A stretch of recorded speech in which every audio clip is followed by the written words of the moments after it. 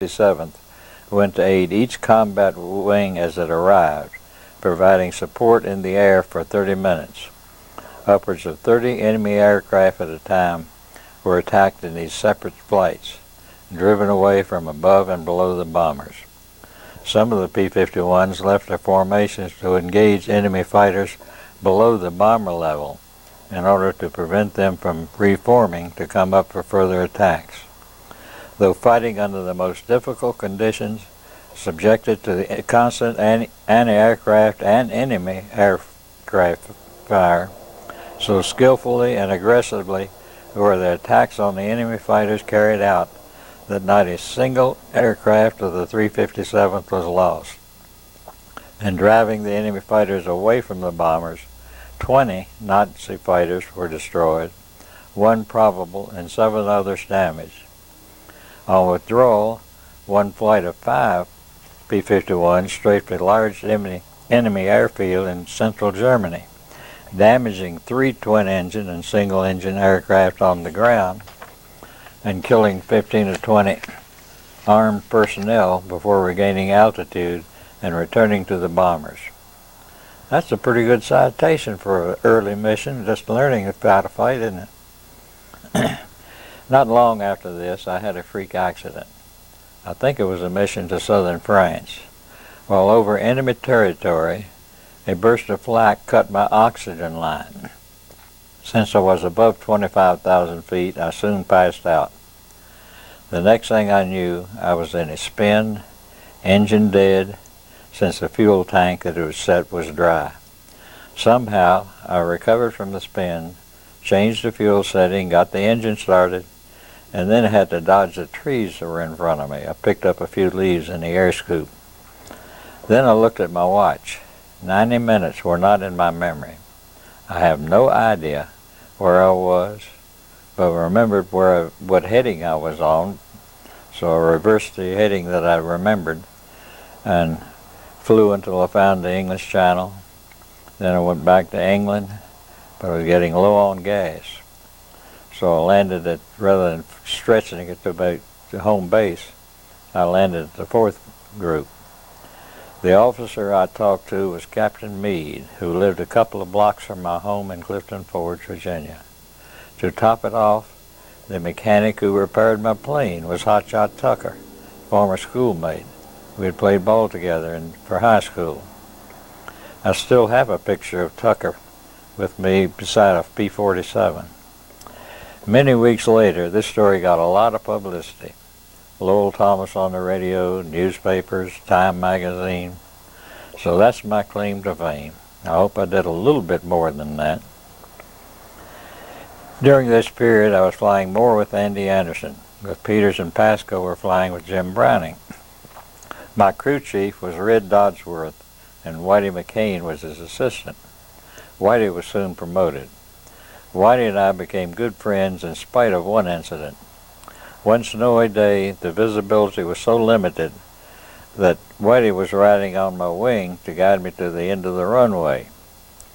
When the snow is so thick that the pilot can't see the runway, they needed help, and that's what he was doing. On the runway, I motioned for Whitey to get off the wing, but he thought I meant him to come to the cockpit.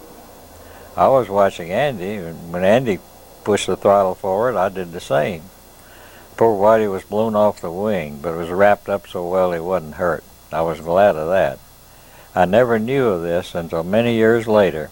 He was riding with me in a car and told me he promised himself never to ride with me again. I wouldn't have blamed him. He did ride with me to Oshkosh several times, and we had a ball. Another mission that didn't turn out as well as could be expected, I had a sinus infection. When we chased the German fighters out of position to attack the bombers, if most of them had dived away and left the bombers, we would sometimes chase them down. This time I was chasing a 109 in a power dive from 30,000 feet. Suddenly, my eyes were swollen shut. I was able to keep flying from field pressure and so forth, but I needed help. I called for help, and Daddy Rabbit Peters said he would see me. He got on my wing, by guiding me, instructing me by voice how much to turn, put the nose up or down and everything. He just directed me how to fly. Took me all the way back to England into a straight-in approach and landing. It was 4 days before the doctors could relieve the pressure enough that my eyes were open and I could see again. On April 11th, 44, I was flying with Andy, Kaiser, and Simpson. We were escorting the bombers. A large group of 109s started to attack the bombers head-on. Andy led us into the fight, trying to break up their formation so they couldn't get to the bombers. Maybe they didn't like being shot at, but they scattered all over. When most of them were dived away, Andy led us down after 3 109s. About 5,000 feet, Kaiser got one of them. It broke apart. Kaiser had to dodge the debris. 3,500 feet, Simpson closed in on another 109 and got 2 bursts on that. So he rolled over and went straight in. I was busy with another 109 who tried to get behind Simpson. Andy was turning with another 109 in a tight turn. Andy couldn't hold the lead inside that one. He reversed his turn and came in almost head on. As the 109 broke apart, the pilot bailed out. That took care of the 109s. But Andy spotted a Heinkel 111K flying close to the ground, trying to hide from us. Andy hit him good, but directed all of us to make a pass. We all got hits, and Andy came back, hitting it from nose to tail. The Heinkel 111K tried to crash land, hit a pole tearing off the left wing, and then started burning. As it slid along, the crew jumped out. I believe they were all track stars. They were really in a hurry. Andy insisted on sharing the claim, although it really belonged to him. He wanted to give us some experience and training. In May of 44, Colonel Graham ordered sidearms to be carried at all times. There was an alert about German paratroopers. May 12th, I destroyed a Ju-52 on the ground. Andy got another 109 in the air. With Pierce and McKaylee, we also destroyed a locomotive, rail cars, and some barges. June 6th was the invasion. We took off about 2 a.m. in horrible weather. We had to climb about 20,000 feet to get out of the overcast.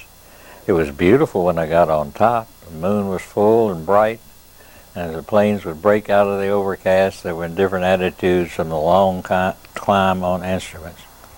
We never did find all of our assigned flights, but most of us were able to form up in flights of 4.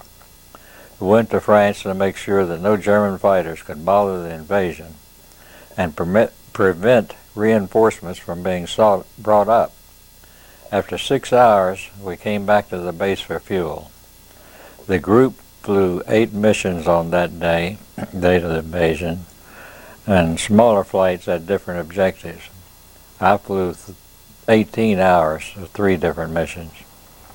The next day, Andy Simpson, Scara, and I strafed trains, trucks, military vehicles. On June 10th, we were still doing the same thing. The group claimed trains, rail shacks, boxcars, trucks, lorries, and barges. June 29th was a good day. I got behind a 190. When I started getting hits, he flipped over and bailed out. I only used 40 rounds the whole day. General Kepner issued another commendation for the 357. We destroyed 48 enemy aircraft without losing a single bomber. July 29th, I chased a 109 to the deck, had a wing in the grass when he blew up. He must have been trying to get back to his base because we were close to a German airfield. My wingman, Harold Hand, and I made a pass and destroyed another 109 and a DO-217. I went back and got another 109, but I found I was alone. I asked Hand where he was. He said, "I'm giving you top cover." Smart fellow. August 6th, we started a shuttle mission. I was leading a flight with Cleland, Pearson, and Fennell. Jack Cleland was a New Zealand RAF pilot who had flown 2 tours in Spitfires and came over to us to get some experience on longer missions. On his 2 tours in Spitfires, no mission had exceeded 2 hours. What a mixed flight. Cleland and Pearson. Pearson was an American who had gone to Canada, joined the RCAF, and then transferred back to the USAAF and the 357th. Over 7 hours later, and after several dogfights on the way, we landed on a grass field in Russia. 357th had sent some mechanics as gunners on the bombers so they could service our planes. The trouble was the bombers landed at a different field, and the mechanics never got to our 51s. The Russian crews put the wrong octane fuel in some of our P-51s, and that did cause trouble. I was assigned to a cot in a tent that came complete with a black snake in the cot. I don't know whether that was a Russian welcome or just the snake's choice. Anyway, I put him outside and went on to sleep. When I saw the P-39 on the field, I asked if I could fly it since I had a lot of time in P-39s. Not a chance. They wouldn't let me get within 100 feet of it. We had an escort mission out of Russia. That gave enough time in Russia to find some beet vodka. We thought it was better than potato vodka and decided we ought to take some along. I offered to leave my ammunition behind so that it'd make space for the vodka. That was fine until we ran into the 109s on our way to Italy. Naturally, we went after them, but they ran away. We got close to the last one. He rolled over and bailed out. Since I was the closest plane, I could have claimed another 109. I didn't want to make a claim of the only enemy plane destroyed with vodka. Now all I had to worry about was to make a smooth landing in Italy to safeguard my cargo, our mission, which I succeeded in doing. I did not break a bottle.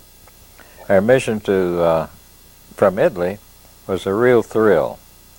We escorted C-47s to Yugoslavia to pick up downed airmen collected by Tito in Yugoslavia and brought to a small airfield. C-47s took turns landing and picking up a load of men, then taking off. The amazing sight was as the fellows jumped into the C-47s, they were throwing out their shoes, clothing, everything they could spare for their rescuers. I'm sure everything was in short supply, and these airmen wanted to help those who had helped them. That's the American way. All that was left for the shuttle mission was to return to England. Well, we were able to stop by long enough in southern France to help with the invasion of southern France. So we were not only were involved with the invasion of northern France on D-Day, but we were involved from Italy with the invasion of southern France. So we went on to England then.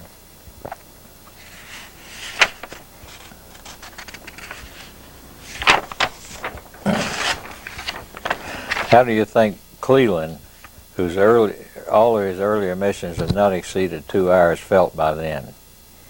It was about an 8-hour mission from Italy and helping out in southern France and going back on to England.